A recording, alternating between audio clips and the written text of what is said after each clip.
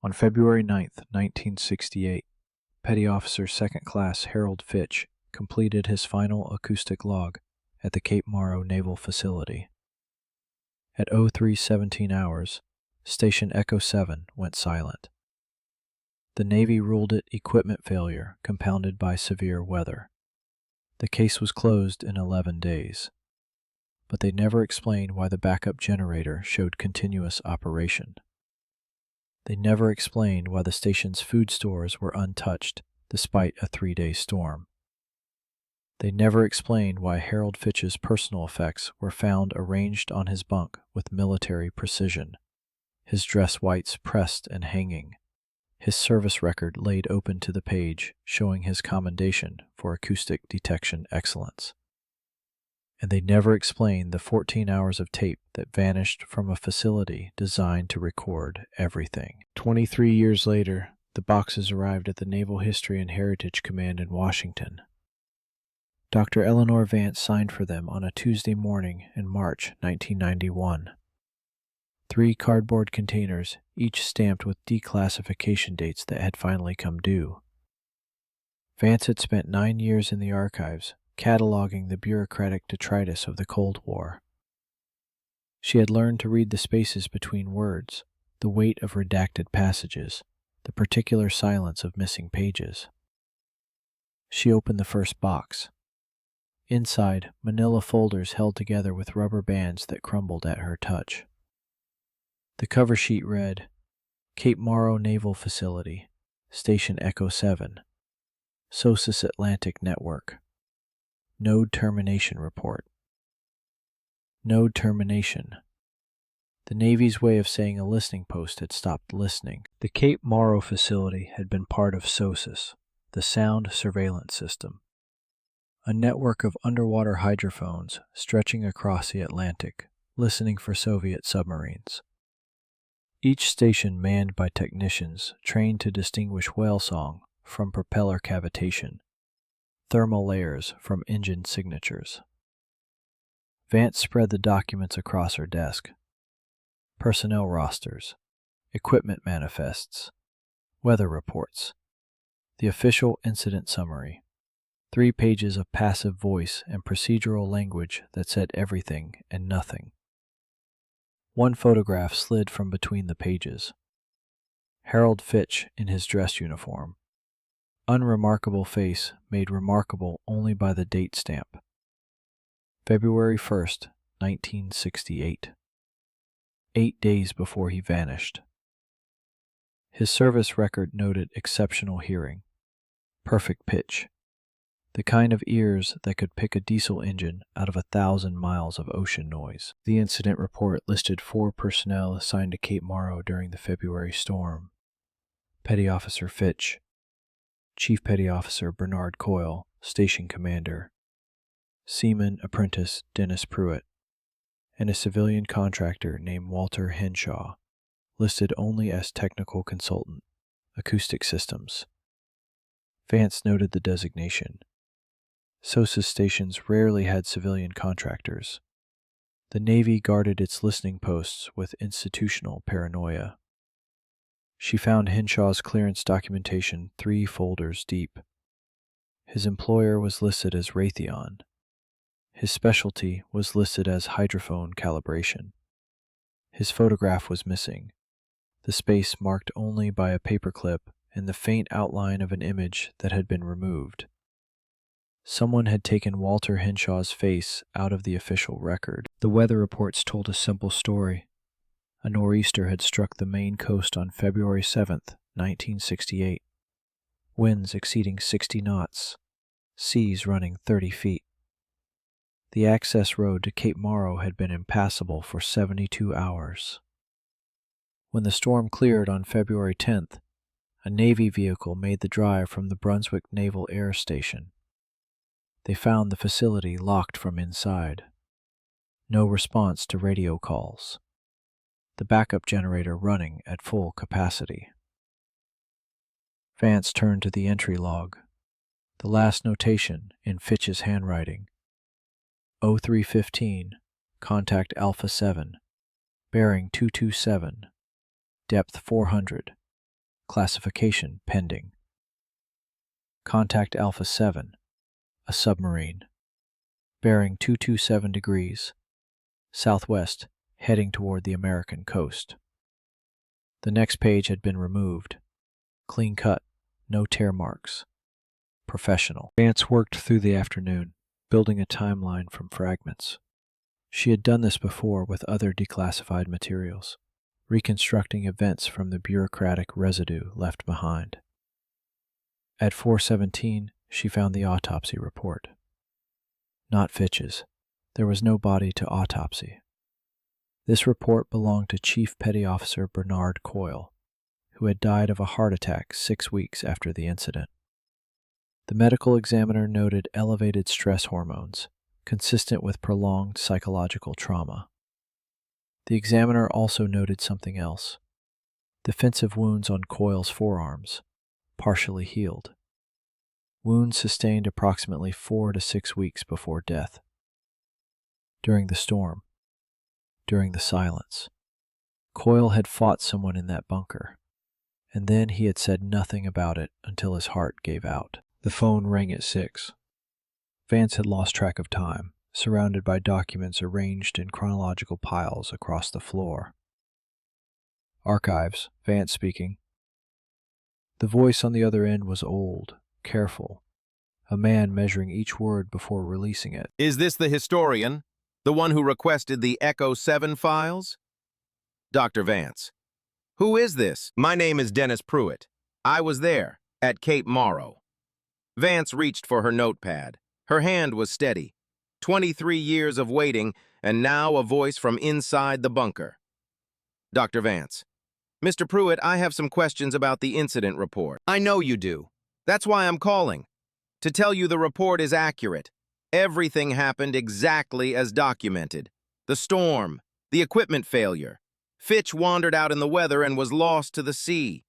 His voice carried the flat tone of rehearsed testimony. Vance had interviewed reluctant witnesses before. She recognized the cadence of a prepared statement. The incident report says Fitch made acoustic contact at 03:15. Contact Alpha 7. Do you remember that contact, Mr. Pruitt? Silence on the line. Then, I was asleep. The storm had us working double shifts. I didn't hear anything. Dr. Vance. The facility was 1,200 square feet. 4 men in a concrete box during a 3-day storm. You didn't hear the contact alarm? Like I said, I was exhausted. We all were. Dr. Vance.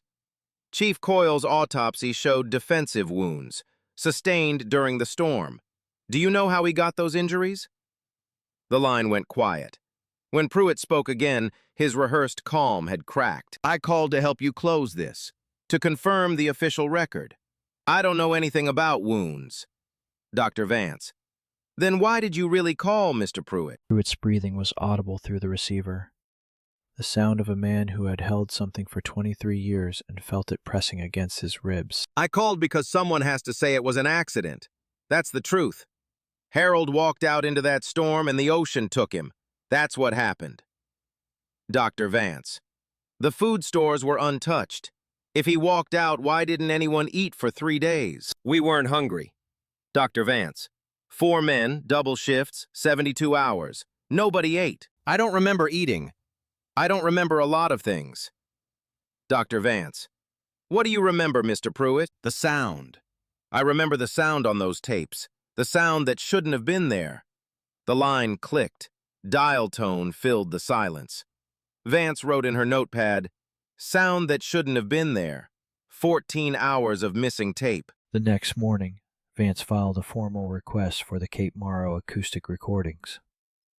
The archives held thousands of hours of SOSIS tapes, most declassified, most containing nothing but ocean noise and the occasional whale.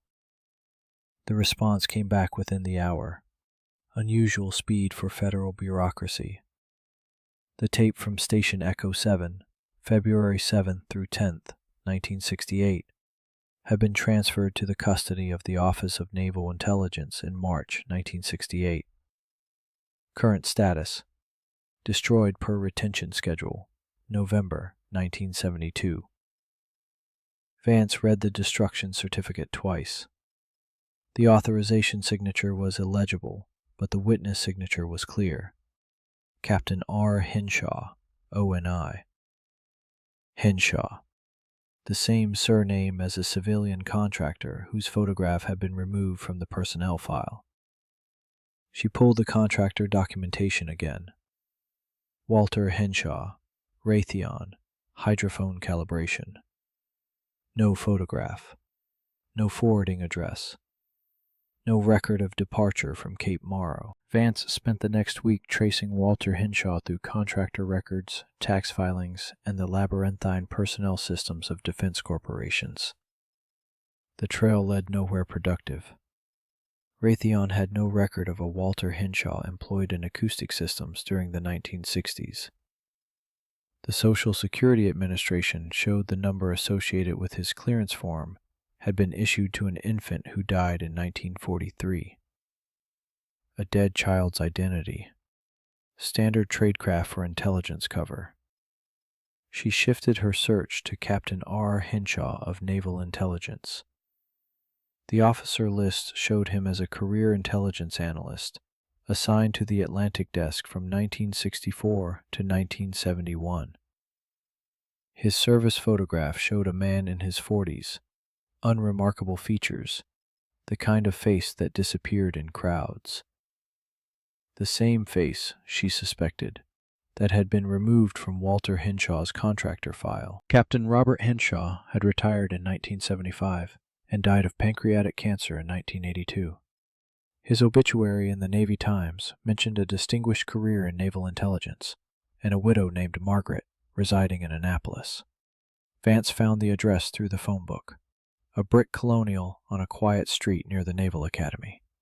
She called ahead, explaining her research, her interest in the history of acoustic surveillance. Margaret Henshaw agreed to meet. Her voice was polite, cautious, the voice of a woman who had spent decades knowing not to ask questions about her husband's work. The house smelled of lemon polish and old photographs. Margaret was in her 70s, silver-haired, with the erect posture of a Navy wife who had learned to carry absences with dignity. You're interested in Robert's time at ONI.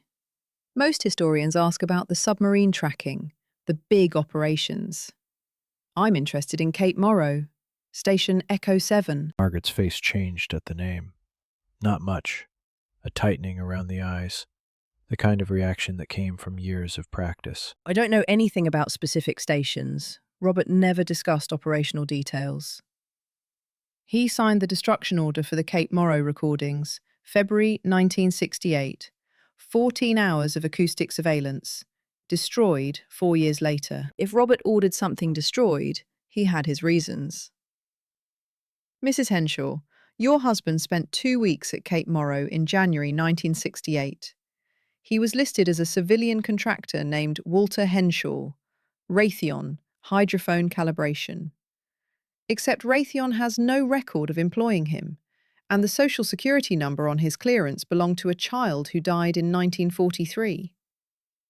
Margaret's hands, folded in her lap, pressed together until the knuckles whitened. I think you should leave, Dr. Vance. Vance didn't move. She had learned that silence could be its own kind of pressure. What do you think you're going to find? It was 23 years ago. Everyone who mattered is dead. Not everyone. Dennis Pruitt is alive. He called me last week. He wanted to tell me the official story. He wanted to make sure I believed it. Then believe it. He mentioned a sound, something on the tapes that shouldn't have been there. Something that scared him enough that he's still reciting the cover story 2 decades later. Margaret rose from the sofa. She walked to the window, her back to Vance, looking out at the quiet Annapolis street. Robert came home from that posting different. He never spoke about it, but he stopped sleeping through the night. He would sit in the dark and listen to the radio. Static. Just static. For hours. What did he hear at Cape Morrow, Mrs. Henshaw? Margaret turned from the window. Her face had settled into something harder, more resolved. Robert heard a Soviet submarine. That's what SOSUS was for. That's what those men did. They listened for the enemy. The contact log shows bearing 227 southwest toward the American coast. A Soviet submarine heading for Maine in February 1968. I wouldn't know about that. The log entry ends mid-word. The next page was removed.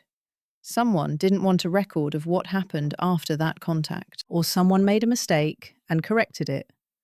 That's what the Navy does. Procedures. Your husband destroyed 14 hours of tape. What procedure requires destroying evidence of a Soviet incursion? Margaret's composure cracked, just for a moment. It wasn't an incursion. It was a mistake. A terrible mistake that Robert spent the rest of his life trying to bury. She stopped, aware she had said too much. Vance waited. Margaret's breathing had become shallow, rapid. I can't tell you what happened.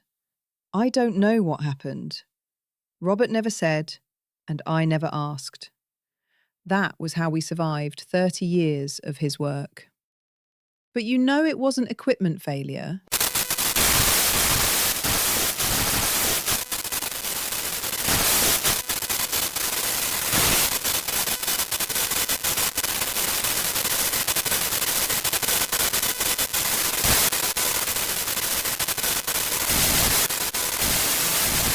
There's a box in the attic. Robert's things from Oni. I never opened it. I never wanted to know. Take it. Take it and leave me alone. Mrs. Henshaw, I've given you what I can. the rest of it died with Robert. Let him stay buried. The box was military issue, olive drab, sealed with packing tape that had yellowed with age. Vance carried it to her car without opening it, respecting Margaret's wish not to witness whatever lay inside. Back at the archives, she cut the tape with a letter opener. The smell of old paper and machine oil rose from the contents. Inside, a logbook, personal, not official. A reel of magnetic tape, unlabeled. A manila envelope containing photographs. And a letter, handwritten, dated February 12, 1968, 3 days after the station went silent. The letter was addressed to no one. It began, I am writing this because I may not survive what comes next. If you are reading this, then I did not. Captain Robert Henshaw had expected to die, and someone had let him live. The letter was 4 pages long, written in a precise hand that deteriorated toward the end, the letters growing larger, more erratic. Henshaw had been sent to Cape Morrow to investigate anomalies in the acoustic logs. For 3 weeks in January, Station Echo 7 had been reporting contacts that didn't match any known Soviet submarine signatures. Different frequencies, different patterns. Contacts that appeared and disappeared in ways that violated the physics of sound propagation. Chief Coyle had flagged the anomalies as equipment malfunction. Henshaw's job was to determine if the equipment was failing or if something else was happening in the waters off Cape Morrow. He arrived on January 23rd.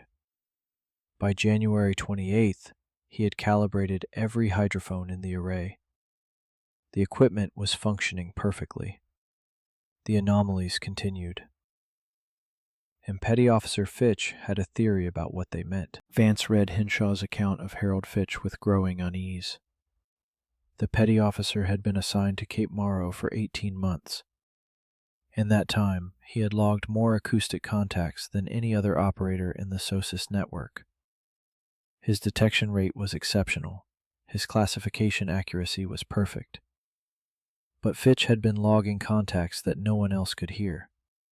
Henshaw wrote, He played me the recordings. I heard ocean noise, thermal layers, the usual background. Fitch heard patterns. He said they were communications, not Soviet, not any human navy. Something else using the deep sound channel to send messages across the Atlantic. I told him he was suffering from auditory pareidolia, the mind finding patterns in noise.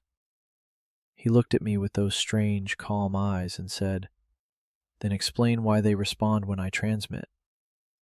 Vance set the letter down.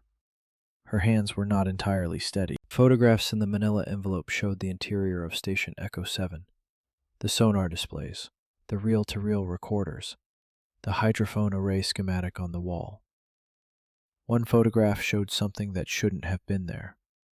A second transmitter, wired into the main array. Civilian equipment, not Navy issue. The kind of device that could send as well as receive. Henshaw's letter continued. Fitch had been broadcasting into the deep sound channel for 6 months. Low-frequency pulses, mathematical sequences. He believed he was making contact with something in the ocean. I reported this to Oni immediately. My orders were clear. Observe, document, do not interfere. They wanted to know what would answer. The storm arrived on February 7th. By then, something had answered. Vance studied the photograph of the transmitter. Someone had built a two-way communication system inside a classified listening post. Someone had been talking to the deep Atlantic. Vance called the Brunswick Naval Air Station, now renamed Naval Air Station Brunswick. The Public Affairs Office transferred her to the base historian, a retired commander named Patterson, who had served in the area during the late 60s. Cape Morrow? That station was decommissioned in '69, demolished in '71. Nothing left but the foundation. Dr. Vance, do you remember the incident in February '68? The personnel loss? I remember the storm. Bad one. Lost a fishing boat out of Portland, if I recall. The listening post had some kind of equipment failure, standard cold weather problems. A sailor disappeared. Petty Officer Harold Fitch, missing, presumed, drowned. It happened. Those coastal postings were isolated. Men cracked sometimes. What about the acoustic anomalies? The contacts that didn't match Soviet signatures? The line went quiet. Where did you hear about that? Patterson's voice had changed. The casual helpfulness had been replaced by something careful. Dr. Vance, those files are still classified. The incident report was declassified. I have it on my desk. The incident report. Not the acoustic analysis. Not the technical appendices. Dr. Vance, what was in the technical appendices? I don't know. I never had clearance. But I know that after Cape Morrow, the Navy changed protocols for the entire SOSUS network. New screening procedures for operators, psychological evaluations every 6 months. They never did that before.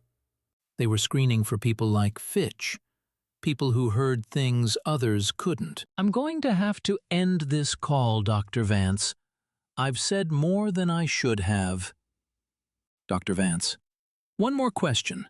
What happened to the other survivor, Seaman Pruitt? Medical discharge, 68. Never served again. The line went dead. Vance found Dennis Pruitt's discharge records through the Veterans Administration. Medical discharge, February 1968. Diagnosis, acute stress reaction. Recommended treatment, outpatient psychiatric care. His current address was listed in Bangor, Maine, 3 hours from where Cape Morrow had once stood. She drove north on a Friday morning, the March landscape still winter bare. The address led to a small house on a street of similar houses, working class, well maintained. A pickup truck in the driveway, American flag on the porch. Pruitt answered the door on the second knock. He was in his mid-40s, but looked older. The kind of aging that came from inside. You're the historian. I knew you'd come. Dr. Vance, you called me, Mr. Pruitt. You told me to believe the official story. I told you what I was supposed to tell you. Now you're here anyway. He stepped aside to let her in. The interior of Pruitt's house was sparse. A couch, a television, a kitchen table with 2 chairs. On the walls, no photographs, no decorations. No evidence of a life beyond basic function. I don't sleep much. Haven't since '68. The doctors say it's anxiety. I say it's memory. Dr. Vance. What do you remember about the storm? I remember Harold playing those recordings over and over, saying he'd made contact, saying they were answering. Dr. Vance. They? That's what he called them. Never gave them a name, just they. The ones in the deep channel. Dr. Vance. What did the answers sound like? Pruitt walked to the window, looked out at the gray March sky. Like nothing, like static, like the ocean talking to itself. But Harold, he heard words in it, patterns. He said they were learning our frequencies, learning to speak back. Vance opened her briefcase and removed the photographs from Henshaw's box. She laid them on Pruitt's kitchen table. This is the transmitter Fitch built, the one he used to send signals into the deep sound channel. Pruitt looked at the photograph. His face went pale. Where did you get this? Dr. Vance. Captain Henshaw's widow. He kept records. Things he wasn't supposed to keep. Henshaw. The spook. He was there to watch Harold. We figured that out on the second day. Nobody from Raytheon acts like that. Dr. Vance. What happened on February 9th, Mr. Pruitt? What happened after the contact at 03:15? Pruitt sat down heavily. His hands were shaking. Harold made contact. Real contact. Something answered. And then everything went wrong. Pruitt's voice had dropped to barely above a whisper. The contact came in at 03:15. Soviet submarine bearing 227. Standard procedure was to log it, classify it, report to Brunswick. But Harold didn't log it as a submarine. Dr. Vance. What did he log it as? Response signal. He said the sub was a response. Something had heard his transmissions and sent a submarine to investigate. Dr. Vance. A Soviet submarine responding to unauthorized transmissions from a U.S. listening post. That's what Henshaw thought, too. That Harold had somehow contacted the Soviets, given away our position, compromised the whole SOSIS network. But Harold said no. He said the submarine was scared, running from something, heading for shore as fast as it could go. Dr. Vance. Running from what? Pruitt's hands stopped shaking. They went very still, from what was following it. Vance leaned forward. There was a second contact, behind the submarine. Harold called it an echo at first. But echoes don't accelerate. Echoes don't change bearing. This thing was tracking the sub, following it toward the coast. Dr. Vance. What was it? I don't know. Nobody knows. It didn't sound like any vessel in the recognition manuals. Didn't match any Soviet signature, any NATO signature. It sounded like the ocean itself was moving, like something very large had woken up. Dr. Vance. And Henshaw witnessed this? Henshaw was on the radio to Oni within minutes. Scrambled channel. I couldn't hear what he said, but I could see his face. He was terrified. And then he did something I'll never forget. Dr. Vance. What? He ordered Harold to transmit again, to call it closer. Vance felt the shape of the story forming, pieces clicking into place. Oni wanted to observe the contact. They wanted to know what Fitch had found. They wanted to capture it, or communicate with it, or study it. I don't know. But they wanted Harold to bring it in. Dr. Harold refused? Harold was ecstatic. He thought he'd made first contact. He thought he was about to prove everything he'd believed. He started transmitting the moment Henshaw gave the order. Dr. Vance. What happened? The Soviet submarine changed course, turned straight for the Cape Morrow coordinates, running at flank speed right at the rocks, like it was trying to beach itself. And behind it, that sound got louder, closer. Dr. Vance. The sound that shouldn't have been there. Pruitt nodded. Chief Coyle tried to stop Harold, tried to shut down the transmitter.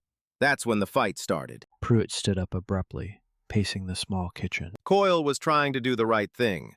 He knew Harold had lost his mind. He knew whatever was happening out there, we shouldn't be calling it closer. But Henshaw stopped him. Dr. Vance.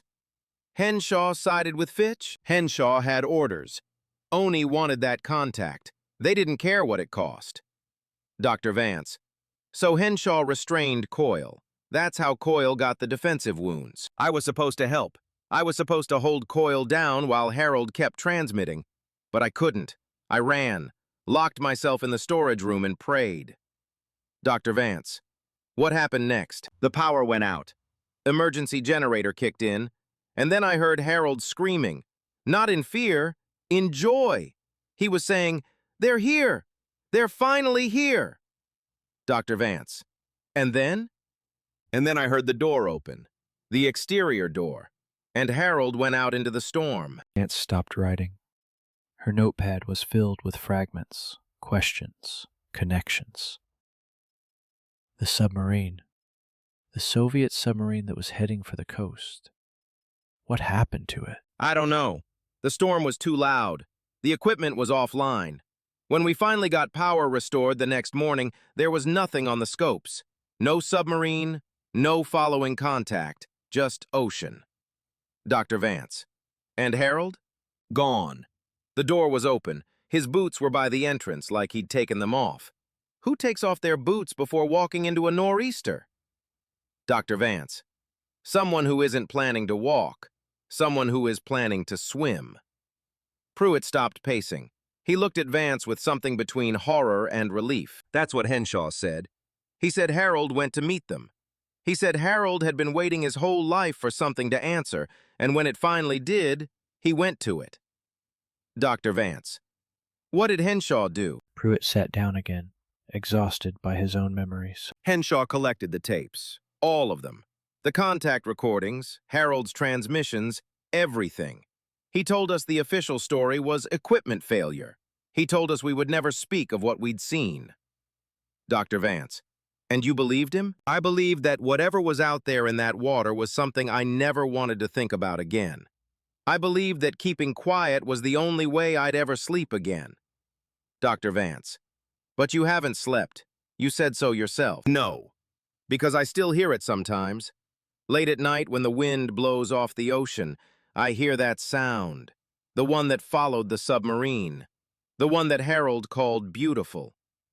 Dr. Vance. What do you think it was, Mr. Pruitt? After all these years, what do you believe happened? I don't believe anything. I just try not to remember. Vance drove back to Washington with Henshaw's tape reel on the passenger seat. She had borrowed a reel-to-reel player from the archives, an old Ampex that still worked if you knew how to thread it. At 11 p.m., alone in her office, she pressed play.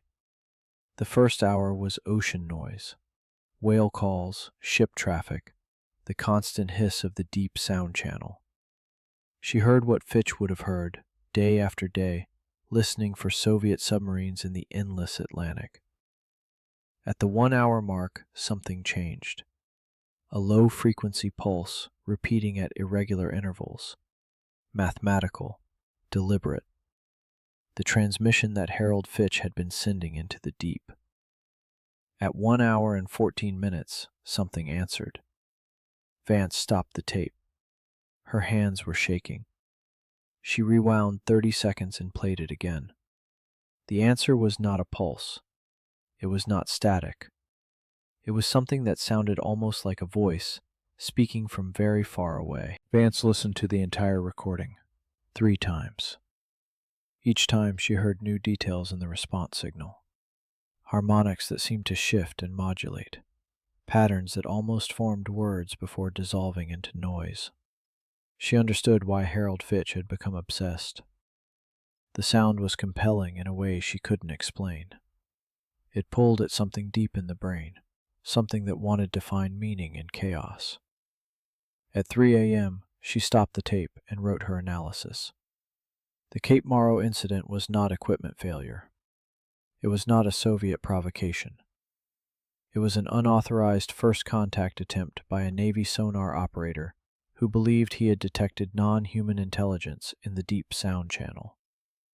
ONI monitored the contact and ordered its continuation. When something responded, the operator disappeared. The Navy destroyed all evidence and closed the investigation within 11 days. She stared at what she had written. It sounded insane. It also explained everything. The next morning, Vance submitted a formal request for the classified technical appendices of the Cape Morrow incident report. The request was denied within 4 hours. Reason given: materials do not exist. She tried again through the Freedom of Information Act. The response came back in 3 days. No records found matching your request. The Navy was still protecting whatever had happened at Cape Morrow. 23 years later, and the silence was unbroken. Vance considered her options. She had Pruitt's testimony. She had Henshaw's letter and photographs. She had the tape recording with its impossible response signal. She had enough to write an article, maybe even a book. But she also had a career built on rigorous documentation, on verifiable sources, on evidence that could withstand scrutiny. What she had now was a story that would make her look like a conspiracy theorist, or worse, like she had lost her professional judgment entirely. On April 3, 1991, Eleanor Vance received a phone call from a man who did not identify himself. Dr. Vance, you've been making inquiries about Station Echo 7. Dr. Vance, who is this? Someone who knew Robert Henshaw. Someone who knows what he found at Cape Morrow. Dr. Vance, then tell me what happened to Harold Fitch. Fitch made contact with something in the deep sound channel. Something that had been listening for a very long time. When it finally answered, he went to meet it.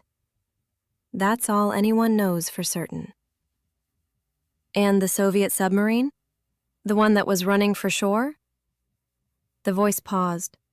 When it spoke again, it was quieter. The submarine was found 3 weeks later, 200 miles off the coast, sitting on the bottom. Entire crew dead. No marks on the hull. No evidence of attack. The official cause was listed as carbon dioxide poisoning from a faulty scrubber. Dr. Vance. And the real cause? Fear. They died of fear. Vance gripped the phone tighter. Dr. Vance, who are you? How do you know this? I was at Oni when Henshaw made his report. I was one of the people who decided to continue the contact experiment. I've spent 23 years wondering if we made the right choice. Dr. Vance. And did you? We never made contact again. Whatever Fitch found, whatever answered him, it went silent after that night. Maybe it got what it wanted. Maybe it was just curious. We'll never know. Dr. Vance, you're telling me the Navy attempted to communicate with an unknown intelligence and then covered up the entire operation? I'm telling you that some things are better left in the deep. Fitch didn't understand that. Henshaw did, eventually. That's why he kept those records. He wanted someone to know, someday, that we had reached into the dark and something had reached back. The line went dead. Vance sat in her office, surrounded by the evidence of Cape Morrow. The photographs, the letter, the tape recording, the testimony of 2 survivors, the anonymous confirmation from someone inside Oni. She had enough to prove that the official story was a lie. She had enough to prove that Harold Fitch had been conducting unauthorized experiments. She had enough to prove that the Navy had covered up his disappearance and the death of a Soviet submarine crew. But she didn't have proof of what had actually happened. The thing that answered Fitch's transmissions. The thing that followed the submarine. The thing that might still be listening in the deep sound channel, waiting for someone else to call. She thought about Pruitt, unable to sleep for 23 years. About Henshaw, drinking himself to death while listening to radio static. About Harold Fitch, walking barefoot into a nor'easter to meet something he had called beautiful. She thought about what it would cost her to publish what she knew, and what it would cost her not to. Vance made her decision on a Thursday afternoon. She boxed up the Cape Morrow materials, sealed them with packing tape, and filed a request to add them to the permanent archival collection. Restricted access, research use only. No public disclosure without written authorization. She wrote a cover memo. These materials document an unexplained incident at a SOSUS facility in 1968. The official record is incomplete and contradicted by first-hand testimony. The true nature of the incident remains undetermined. Recommend preservation for future analysis when additional evidence may become available. It was the coward's choice. She knew that. But it was also the archivist's choice. Preserve what you find. Wait for the truth to reveal itself. Trust that someone, someday, would know what to do with the pieces she had gathered. She signed the form and walked the box down to the secure storage vault. That night, Vance drove to the coast, 2 hours east to Annapolis, then south along the Chesapeake. She parked at a public beach and walked down to the water. The Atlantic stretched out before her, black and endless under a cloudy sky. Somewhere out there, thousands of miles away, the deep sound channel carried whale songs and ship traffic, and the constant whisper of the ocean talking to itself. She thought about Harold Fitch, listening for patterns in that noise, finding something that no one else could hear, spending 18 months calling into the darkness until something finally answered. She thought about the thing that had answered, the thing that had followed a Soviet submarine to the American coast, the thing that might still be out there, waiting, listening. She stood at the water's edge for a long time, listening to the waves, hearing nothing but ocean, wondering if that was all there was to hear. 3 months later, the archive received a package. No return address. Inside was a single reel of magnetic tape, labeled in handwriting Vance didn't recognize. Cape Morrow, original contact, 2968. The note attached was brief. You were right to wait. The time isn't now. But keep this. Someone will need to hear it eventually. Vance played the tape once, alone, in the secure listening room. It contained 14 hours of audio, the 14 hours that had been officially destroyed in 1972. She heard Harold Fitch's voice, calm and clear, transmitting mathematical sequences into the deep sound channel. She heard the response, growing stronger with each exchange. She heard the moment when the Soviet submarine appeared on the scopes, running at flank speed, and behind it, something vast and patient rising from the depths. And at the very end, just before the recording cut out, she heard Harold Fitch say, in a voice full of wonder, "I'm coming. I understand now. I'm coming." The tape joined the others in the vault, sealed, waiting. The listening post at Cape Morrow had been silent for 23 years. But somewhere in the deep sound channel, the conversation might still be going on.